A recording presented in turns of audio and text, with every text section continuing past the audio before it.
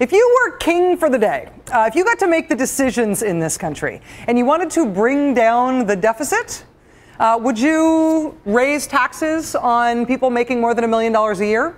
Would you let the Bush tax cuts expire for the richest people in the country? Would you get rid of the subsidies, the tax breaks for the oil and gas companies?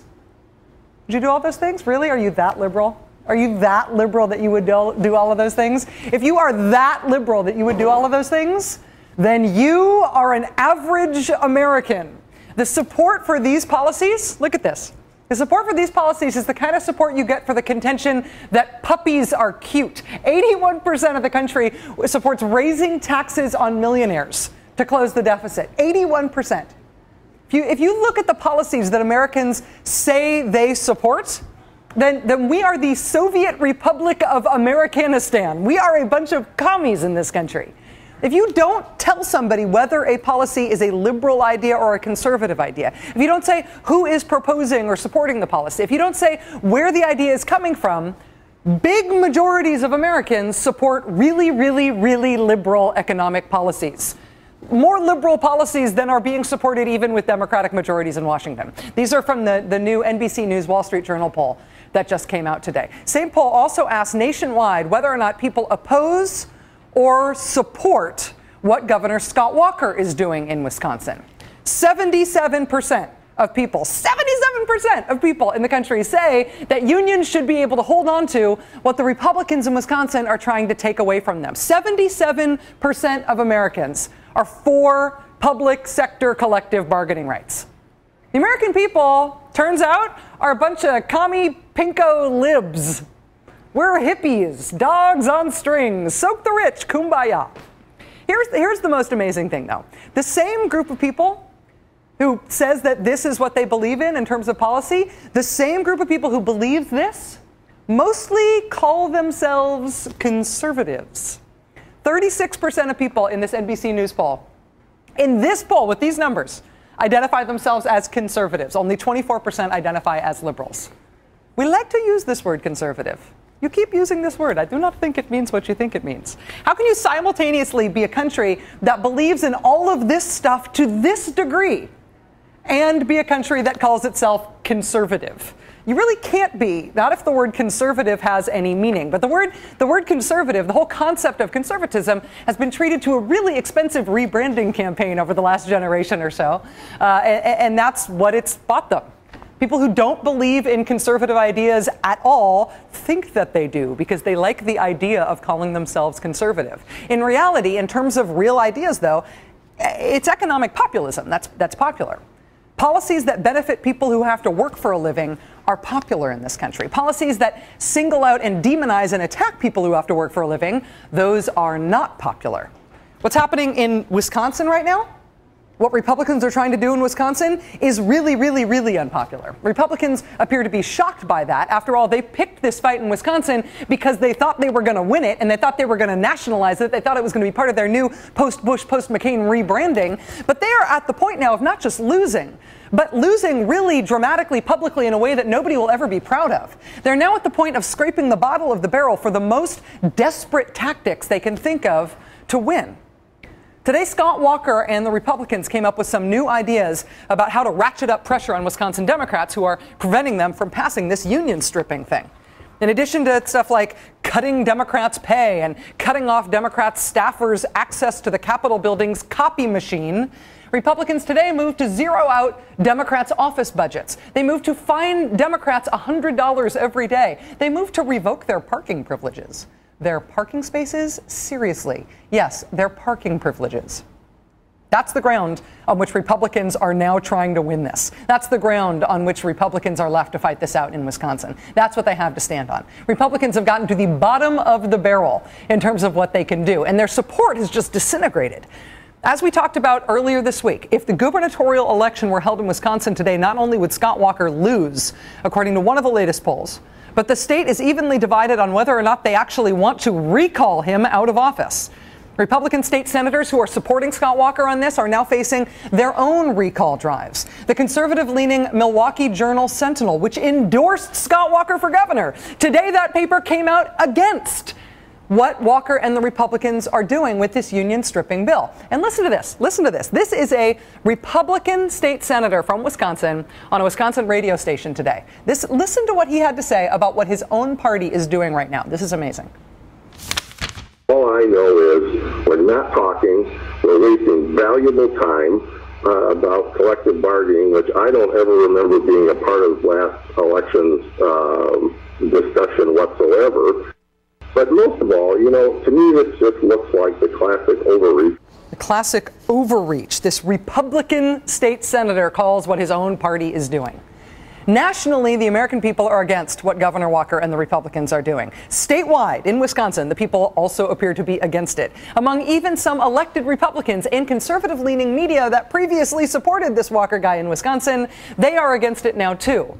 They're down to their most desperate measures. They're down to parking spaces. They say they won't negotiate. They're hemorrhaging support to the point where they may be looking at getting recalled from office. But you know who does support Scott Walker and the Republicans trying to strip union rights and isn't afraid to say so? One of the Koch brothers, a real one, not a fake one on a prank call.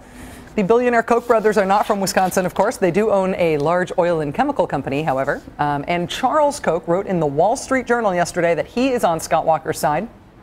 It's both a bit of an anticlimax and a really instructive thing for why this is a national story. There are two sides in this fight. There's the side that believes in this, right? There's the side that believes in all of these populist economic policies. That's one side. And then there's a few guys like David and Charles Koch and the multi-billion-dollar oil and chemical conglomerate they inherited from their dad. It's kind of a numerical mismatch between these two sides. But it always is. It's the upper crust versus the middle class. It's the few people who own the company versus the number of people who work for the company. It's the people who write the paychecks versus those who cash the paychecks. It's the economic elite versus the average person. And what the elite lack in terms of numbers of people, they make up for in leverage, in terms of the amount of money they can spend in order to advocate for their side. And that split between these two sides, aside from social issues and civil rights and issues of political style, that split is the reason that there are two different political parties in the United States of America. The Chamber of Commerce spent more money in last year's election than any other outside spending group. They put 93% of their Chamber of Commerce donations toward Republican candidates. There are two sides.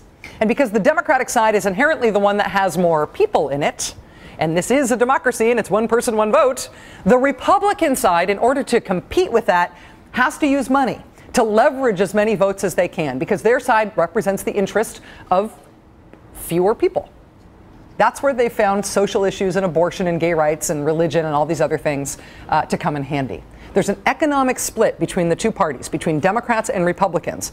But more people are on the Democratic side of that economic split, almost by definition. So Republicans, by and large, have had to use non-economic issues to get people to vote with the economic elite and against their own economic interests.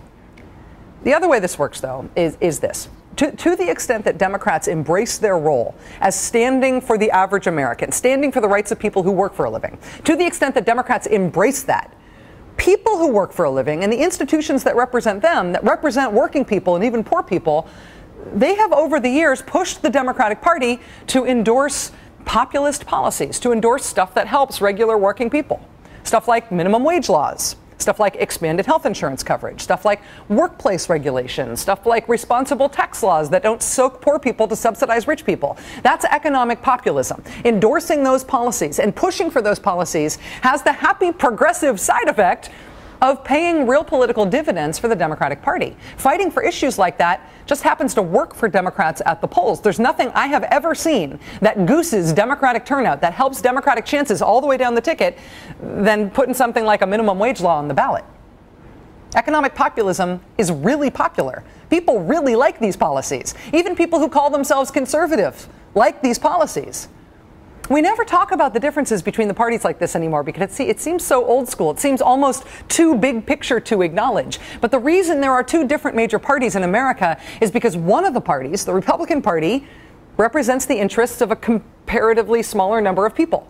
They've decided to represent the interests of corporations. You can see it in how the elections are funded.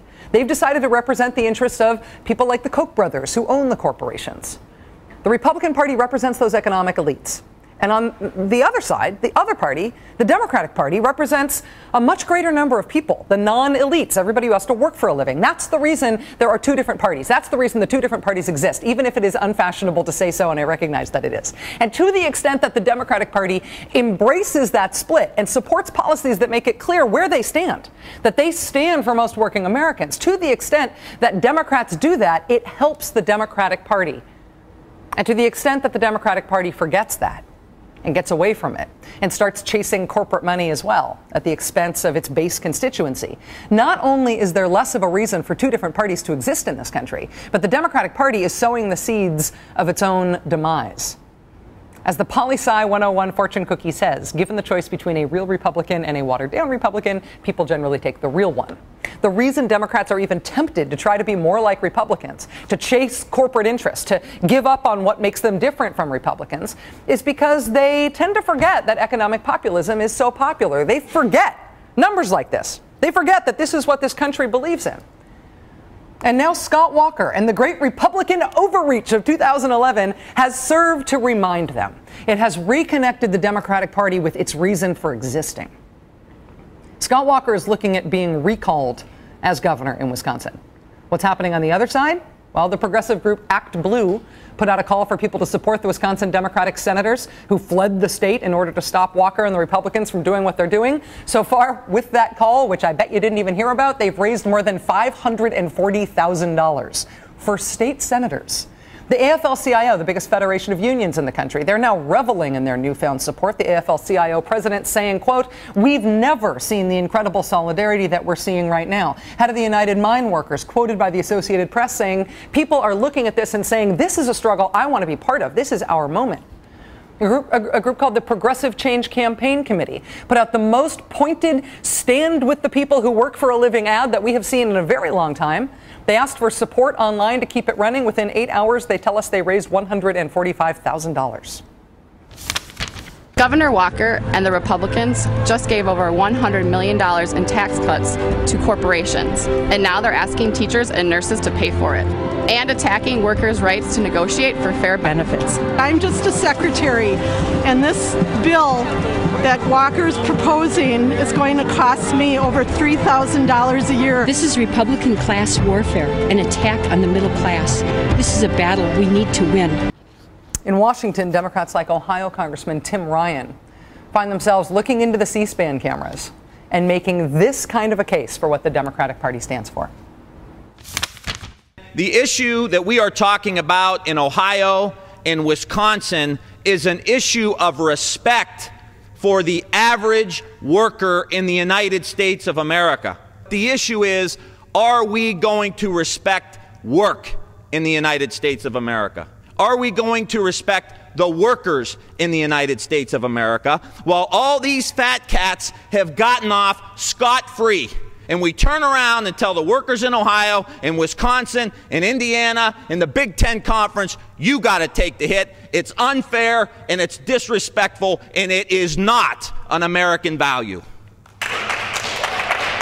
When's the last time you heard Democrats talking like that in Congress? Democrats are placing themselves on the side of Americans who have to work for a living and against the corporate interest and the political party those corporate interests pay for, who are trying to strip them of their rights.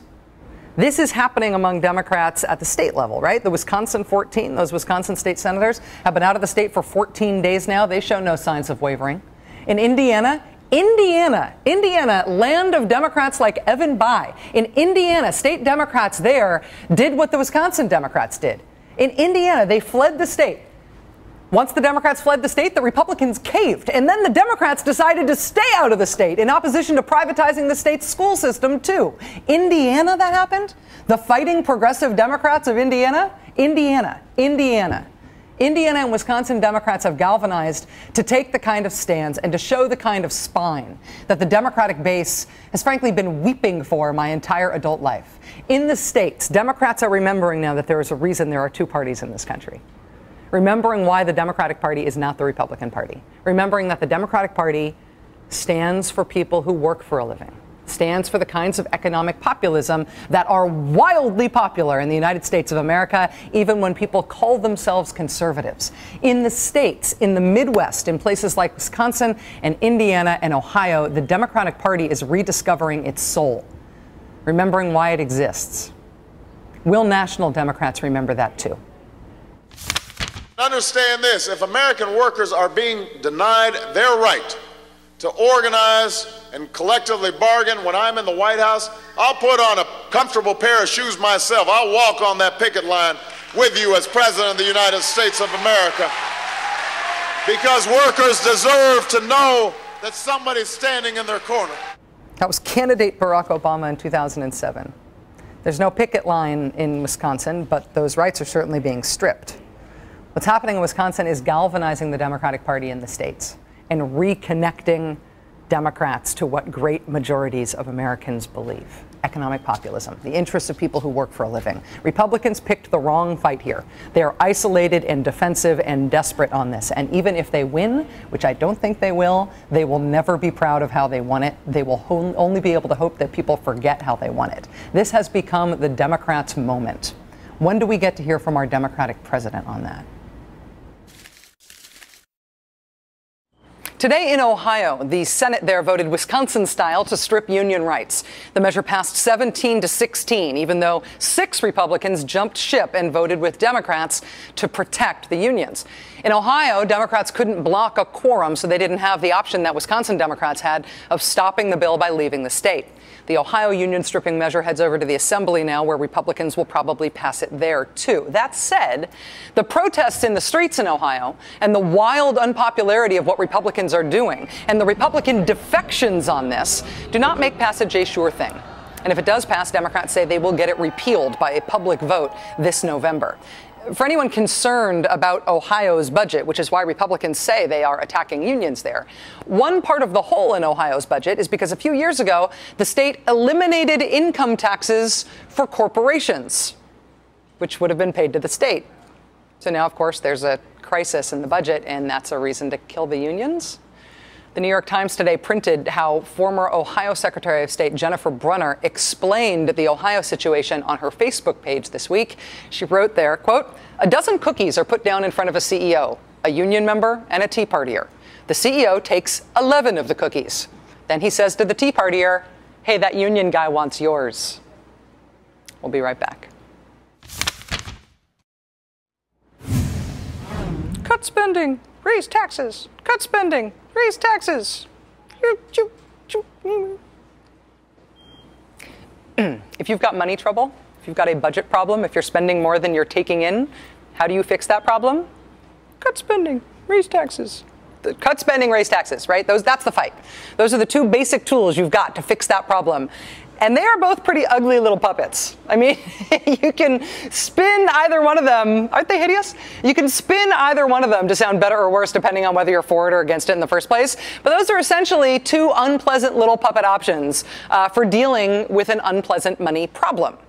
Wouldn't it be great if you could start to fix a money problem like this, if you could start to fix a deficit problem without having to do either of these things, without having to either raise taxes or cut spending? Wouldn't that be amazing? Well, welcome to your amazing life, because there is another option. There is another way to do it.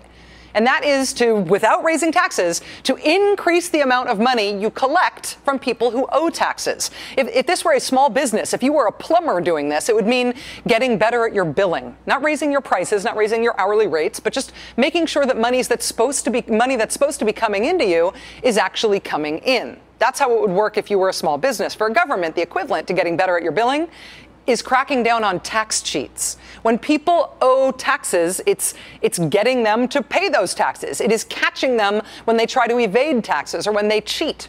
It's not cutting spending or raising taxes. Sorry, you guys. But it does reduce the deficit. Every dollar the IRS spends going after tax cheats pulls in more than $10 against the deficit. It's the technocratic, good government efficiency way to cut the deficit without raising taxes or cutting spending. And Republicans want to do less of it. Republicans this year say they want to cut $600 million out of tax enforcement. How can you say you care about the deficit and then propose that? Whatever you think about these bad ideas, That has got to be the worst idea ever. Joining us now is David K. Johnston. He's a Pulitzer Prize-winning journalist, a columnist at Tax.com, a professor at Syracuse University, and author of the book Free Lunch. Professor Johnston, thank you so much for your time. Thank you, Rachel. Please forgive the puppets, but is there something I'm missing about cutting the IRS budget? Is that secretly somehow a smart move if you are interested in bringing down the deficit? Well, if a lot of your campaign contributors aren't paying their full load of taxes, it would be very smart. But, you know, it's called the Internal Revenue Service. It's functionally the sales department of the federal government. And so if you need more revenue, would you fire salespeople or hamstring them with all sorts of rules, or do what the Republicans started in 1995? Tell your sales force to go after the working poor and pull back on the rich. It's like a police chief saying, I want more people on the parking ticket squad, and we're going to shut down the homicide bureau.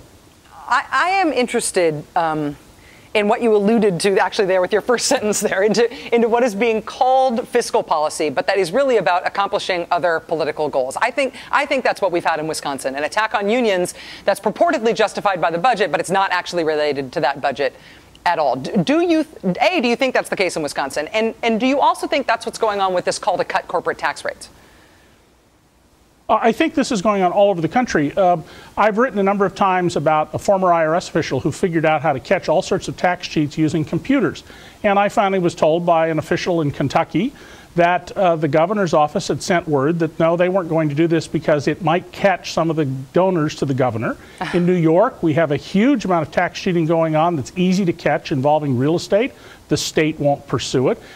In Wisconsin, we have the same thing. The previous administration fired state corporate auditors while saying we don't have enough revenue. And where does the revenue come from? You keep using this word. Is there real evidence that cutting corporate tax rates helps with deficits or helps with the economy? I mean, it is one thing to have it be sort of nakedly partisan or nakedly about cronyism, but is there any economic evidence to support that argument? You know, Rachel, it's been 10 years since we started with the Bush cuts. It's been 30 years since Reagan, but 10 years. So what's happened? The median and average wage in this country in 2010 was smaller than it was in 2000. Corporate tax revenues are down more than a third, even though profits are up 60%. Individual income tax revenues are down 30%. What's going on here is very clear. We have a policy that does not work. How long do we have to let it go? Do we have to totally break the country before we recognize this policy didn't work? George Bush said, you know, elect me, I will cut taxes, you will all become prosperous. And he was very clear, everyone, and he never wavered from that message. He didn't say, oh, it's beyond my control. He stuck to that message. Well, it's not working. And a lot of us predicted it wouldn't work. There are a lot of people who wrote papers explaining why it wouldn't work. And we need to recognize we have a failed policy. The bottom 90% of people in America today, Rachel, make less than $300 a year more than they did in 1980. But the top 1% have seen their average income go from $1,400,000 to almost $6 million. All the gains have been going for 30 years now to the top 1%, 300,000 people. Let me ask you specifically about a broken policy and about ways that fiscal situations are being used to justify really radical political action. In Wisconsin, the governor there, Scott Walker, started signing tax cuts for businesses as soon as he took office there, despite the state's budget shortfall and his purported concern for that. What were the taxes like for corporations in Wisconsin that Governor Walker felt needed to be changed? Well, what all of these governors, here's what's happened with large corporations. Large corporations set themselves up within America just the way they do overseas. So you take your profits in a place like Delaware, where you're not taxed, or Florida, and you put all your costs in a place like Wisconsin. So in Wisconsin, as in most states, most of the corporate income tax doesn't come from the big companies. It comes from mom and pop businesses, people who own restaurants or small hardware stores, maybe car dealers. It doesn't come from the big national companies. And the states are all busy giving away money. The states are now giving away at least $70 billion a year to corporations. Where I live in Western New York, one of the counties here just gave Verizon a deal, $3.1 million for each of 125 jobs they're creating, and those jobs are going to pay about $50,000 a year. This is crazy. Wow. This is absolutely crazy. David K. Johnston, Pulitzer Prize-winning journalist, author of Free Lunch. Thank you very much for your insight tonight. Really appreciate it. Thank you. There is fresh data for study in the John Boehner is bad at his job hypothesis project. I am willing to be convinced otherwise, but this hypothesis is gaining steam, as you will see. We'll be right back.